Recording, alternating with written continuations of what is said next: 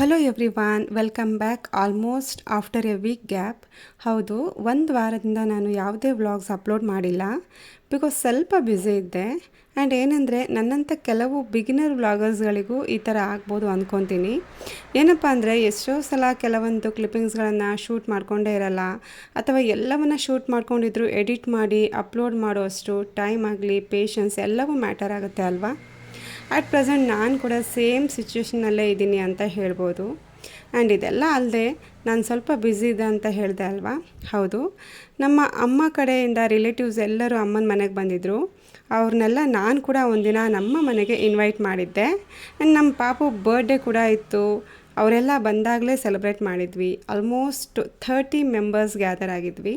So ನನಗೆ ಮನೆ cleaning, ಅಡುಗೆ, ಅದು ಇದು ಅಂತ ಸ್ವಲ್ಪ ಬ್ಯುಸಿ ಆಗಿಬಿಟ್ಟೆ.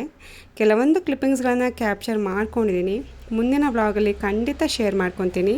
ಆ್ಯಂಡ್ ಇವತ್ತು ಬೆಳಗ್ಗೆ ತಿಂಡಿಗೆ ರವೆ ಇಡ್ಲಿ ಸಿಂಪಲ್ಲಾಗಿ ಕೆಂಪು ಚಟ್ನಿ ಮಾಡ್ಕೊಂಡಿದ್ದೆ. ಕೆಂಪು ಚಟ್ನಿಗೆ ಒಣಮೆಣಸನ್ನ ಡ್ರೈ ರೋಸ್ಟ್ ಮಾಡಿ, ಸ್ವಲ್ಪ ತೆಂಗಿನ ತುರಿ, ಸ್ವಲ್ಪ ಹುಳಿ, ಸ್ವಲ್ಪ ಬೆಳ್ಳುಳ್ಳಿ, ರುಚಿಗೆ ತಕ್ಕಷ್ಟು ಉಪ್ಪು ಹಾಕಿ ಗ್ರೈಂಡ್ ಮಾಡಿಕೊಂಡ್ರೆ ಆಯಿತು. ಈ ಚಟ್ನಿನ ಚೆನ್ನಾಗಿ ಕುದಿಸಿ ಲಂಚ್ ಬಾಕ್ಸ್ಗೆ ಕಳಿಸೋದ್ರಿಂದ ಮಧ್ಯಾಹ್ನ ಈ ಬೇಸಿಗೆಗಾಲದಲ್ಲಿ ಚಟ್ನಿ ಹಾಳಾಗೋದಿಲ್ಲ. ಸೊ ಬಾಕ್ಸ್ನೆಲ್ಲ ಪ್ಯಾಕ್ ಮಾಡಿ ಅಪ್ಪ ಮಗನ ಕಳಿಸಿದ್ದಾಯಿತು. ಇವಾಗ ನಾನು ಟಿಫನ್ ಮಾಡ್ತಾಯಿದ್ದೀನಿ. ತುಂಬ ವರ್ಷಗಳ ನಂತರ ರಿಲೇಟಿವ್ಸ್ ಎಲ್ಲ ಗೆಟ್ ಟುಗೆದರ್ ಆಗಿದ್ದು ಕಳೆದಂಥ ಕೆಲವು ಖುಷಿ ಮೂಮೆಂಟ್ಸ್ಗಳಾಗಿರ್ಬೋದು, ನಮ್ಮ ಪಾಪು ಬರ್ಡೇ ಸೆಲೆಬ್ರೇಷನ್ ಎಲ್ಲವನ್ನು ಶೂಟ್ ಮಾಡ್ಕೊಂಡಿದ್ದೀನಿ. ಮುಂದಿನ ವ್ಲಾಗ್ಗಳಲ್ಲಿ ಶೇರ್ ಮಾಡ್ಕೊತೀನಿ. ವಿಡಿಯೋ ಇಷ್ಟ ಆದರೆ ಲೈಕ್, ಶೇರ್, ಕಮೆಂಟ್ ಮಾಡಿ. ಮತ್ತೆ ಸಿಗೋಣ. Thank you for watching. Bye.